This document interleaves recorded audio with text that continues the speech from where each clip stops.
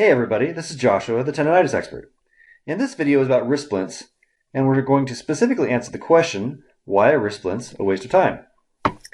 So you've seen wrist splints before, you know what they look like, you may have already been prescribed one. This wrist splint here is specifically for immobilizing the wrist.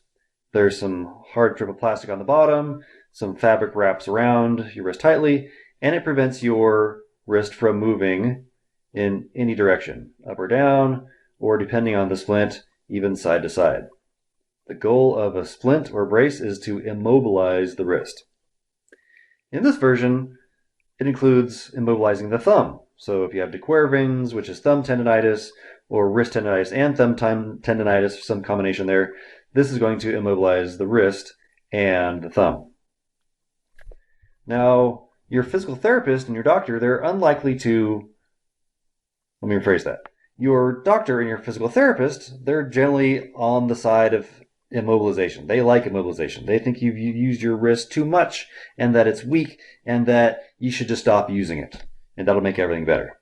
And maybe for some people that does, but for the people I work with, they've spent months and even years using and relying on wrist splints to help them get through the day, whether it's their job of typing or maybe they do some kind of labor, moving things around. The wrist splint can help you get through the day, but in no way is it a fix.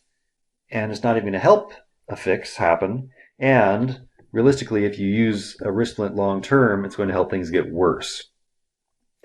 So that's why I say that wrist splints are a waste of time, and I'll explain why here shortly. So here's what you're looking at underneath the skin. When you have pain right here, and this is one reason why wrist splints don't work, let's say you have pain right here. And your doctor says, hey, you have tendonitis, so we need to immobilize you because that will allow the tendon to heal. That's great and all, except A, you might not have any injury right here at all. You just have pain. And there are other factors involved. And I go into this on other videos, so I'll keep it short. So essentially, tendonitis and or your wrist pain is made up of three main factors. Tightness of muscle and connective tissue, inflammation, and nutritional insufficiency. Meaning you don't have enough specific nutrition for your forearm to work correctly in a variety of ways. So wrist splints would be great if they made tight things less tight, if they reduced inflammation, and if they put nutrition into you. But they don't reduce tightness, they don't reduce inflammation, and they don't increase your nutritional status. So those are the three things that are causing your pain. Wrist splints don't get rid of those at all. And that's why you can wear them for months and years and not get better, and in fact get worse. Said in a slightly different way, you have pain right there, if you have pain right there, because these muscles and connective tissue are too tight. They're constantly pulling the tendon this way. It does not like that. Eventually, that kicks in inflammation, which releases chemicals which enhance your sensitivity to pain. And what does your body do when you hurt more? It tightens up even more. So all these muscles get tight as well. And this one gets even more tight. And tight muscles use up nutrition. And inflammation eats up nutrition. So your nutritional stores are going down, even if you think you eat a good diet, while your pain levels go up. That's just the way tendonitis works.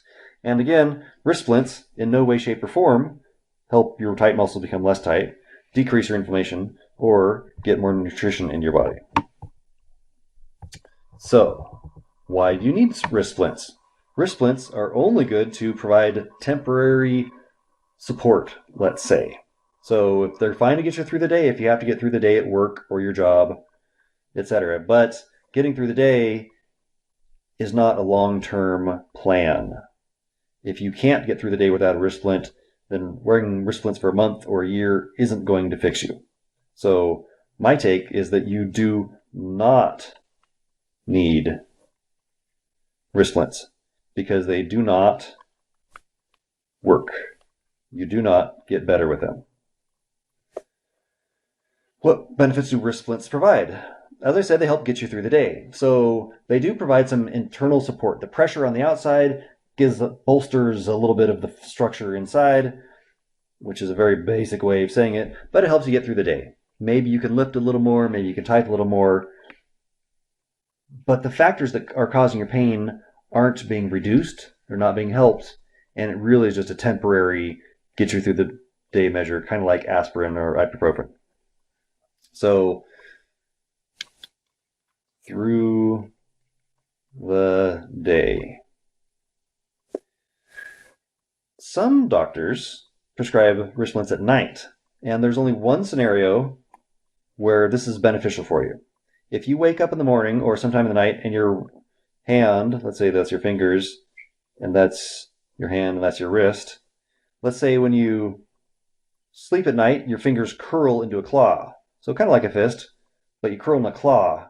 That means that these muscles that connect, these are tight. They're contracting while you sleep because you lose conscious control, and it basically bends your fingers. And then they're contracting all night long. So in this scenario, a splint is fine because here's the splint, and here is your fingers, your hand, and your wrist, and your forearm, and it keeps everything straight so that you're not contracting and bending and curling your fingers, curling your wrist all night long. You do not want to be contracting for 8 hours while you sleep. So the wrist splint helps keep things long. So through the day is a bad idea. It can be temporarily good to wear at night, just to keep things straight and keep things from curling. But again, this is not a long-term plan. Preventing the contraction at night will not fix anything, but it is a small benefit. So why haven't you fixed your wrist pain yet? Whether you've been diagnosed with tendonitis or not, I call most everything the wrist tendonitis dynamic because the dynamic is made up of multiple factors. If you have wrist pain, then you have tightness, you have inflammation, and you have lack of nutrition. You still have pain even if you've done PT, even if you've done acupuncture, even if you've done stretching and strengthening, even if you've done rest, even if you've taken a month or a year off of work,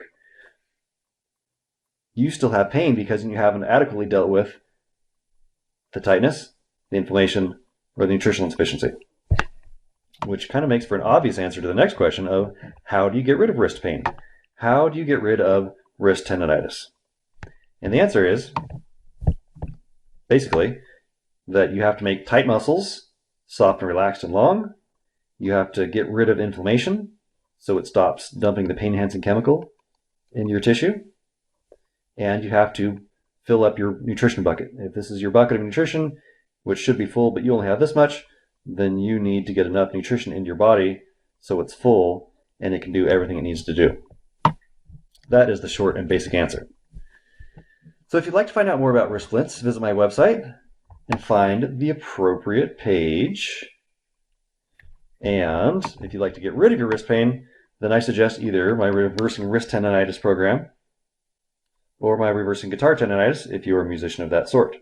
Essentially, the tendonitis dynamic is the same. If you are somebody who uses the keyboard and mouse a lot and you have wrist pain, this is the program for you. This tells you exactly how to get rid of that. And inside that program, it says wrist splints aren't going to help.